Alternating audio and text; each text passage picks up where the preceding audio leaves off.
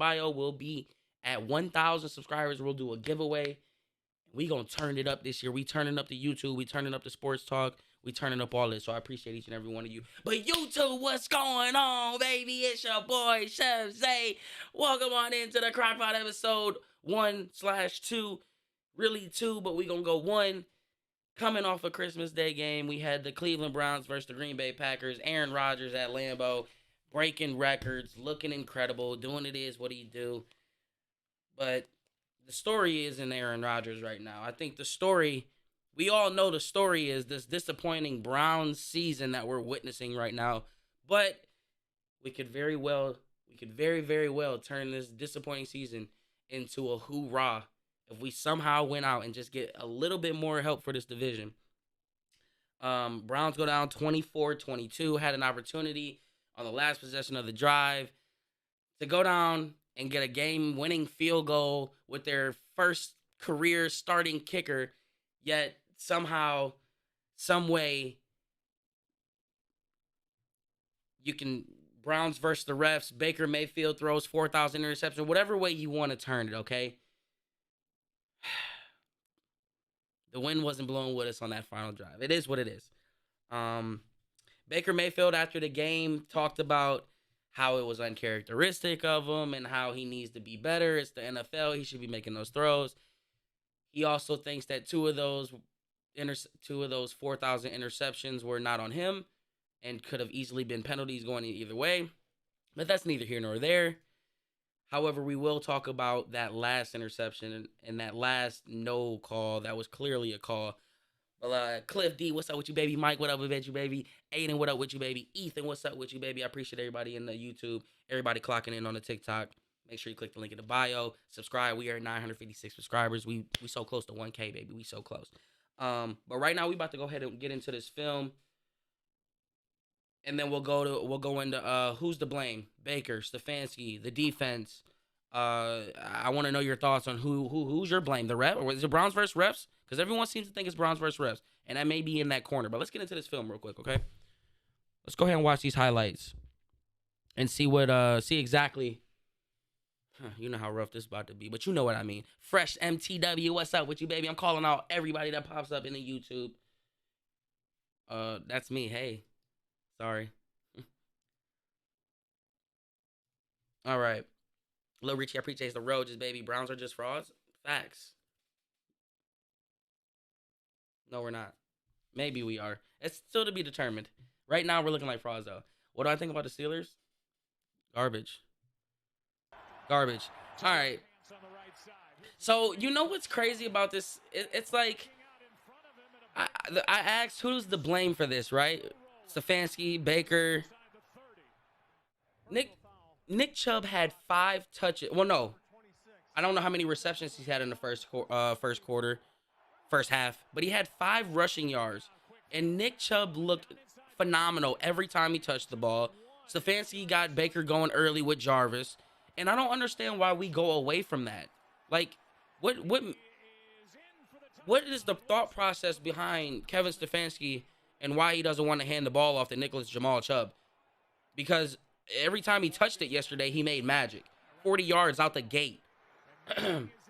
Thoughts on the Eagles? We'll get on around the NFL after we talk to Browns. Still have to run it more on the last possession with 3 timeouts. I agree, especially when they had no answer for Nick Chubb. Our tackling has been one of our biggest disappointments this year because we can't seem to tackle. Stewart, it seems like this man's everywhere, but it seems like he's everywhere getting cooked. 4th down conversion. Opening drive. I mean, this opening drive, though, they were making typical Aaron Rodgers plays, rhythm plays. People made some tough catches. Or not on that drive, but the next drive where Greedy got burned. Look at this play. Look at this.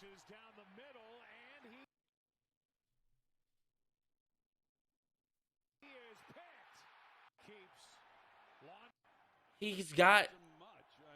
I don't understand what happened. They're rushing 5. We've got 1, 2, 3, 4, 5, 6, 7 people blocking. Pocket is collapsing, but all he has to do is just step up. That's literally all he has to do to step up and to give him some, like, I mean, he's set though. It looks good. How is that how is he overthrow that by 5 yards? How? Can someone explain that to me? Because I sure as hell don't know. What do you think with Baker long term? Baker long term, it doesn't look as good as it once was in the beginning of the season. Quite frankly, I still think that they're weighing out their option as far as like picking up the option next year. I think 100% they probably pick up the option unless we trade for Deshaun Watson, Aaron Rodgers, the usual that we talk about. But it's not looking good for Baker long term. I can tell you that right now. This is where things started to turn. Like look at this. Like, can we get a quarterback that can make these throws? It's just so easy. Quick 3-step drop back. My receiver's better. I'm gonna throw it up and son your Pro Bowler, bro. Stewart gives up 1 touchdown. Stewart gave up 2 touchdowns this game. Easy. Unbelievable, guys. Unbelievable. Tough to solid answer. Difficult situation. Go Browns. Hey, you already know, baby. You're mod everything else. Chill out, Rue. What's up, baby? Is there still hope for the Browns to make the playoffs over the Ravens? So the Ravens got to lose to the Chiefs, right? So we're Chiefs fans now. The Bengals did their job. Now the Chiefs has to do their job and help us out. The Browns are going to give Baker 1 more year. I'd bet anything on it. I agree with that. But the only way I don't see him, like, this offseason is going to be huge. What's going to happen with Deshaun Watson's legal allegations? That's number 1. Because people seem to think that us getting Deshaun Watson is such a high possibility, but we also got to remember that that Houston turned down the Dolphins trade offer right before the deadline. And it was rumored that it was Deshaun Watson, 3 first-rounders, and I believe it was a 2nd and a 3rd. And they still turned that down. So if we got to give up Baker Mayfield, obviously you probably give up 2 first-round, maybe two first-rounders. I'm not trying to give up 3. And I damn sure don't want to give up a 2nd and a 3rd rounder because the position that our team made, and that's where you get those quality, you know what I'm saying? Those quality players. So I don't know about, like, I don't know how much I would ship, especially with, at that point you'd be banking on the next 2 years. 2 first round. It's got to be more than that. Baker and 2 first rounders is not going to be enough. Look at Chubb. So he goes,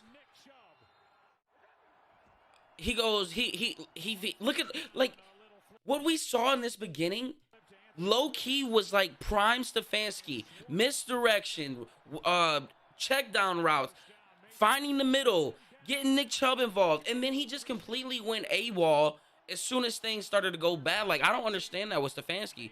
Look at this. This is what I'm talking about. If there's, everybody always said he needs to go talk to Drew Brees. Man, hell no. You know who he need to go talk to? He needs to go talk to Peyton freaking Manning. Because look at this footwork. Terrible, scattered, off throw. Like, what are you doing, Baker? What exactly are you doing right here?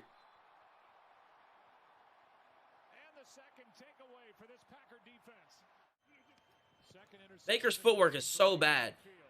Now, tell me that's not good defense. Tell me this ain't good defense right here. My boy Daryl last week, the one we did the podcast with last week, he tweeted me as soon as this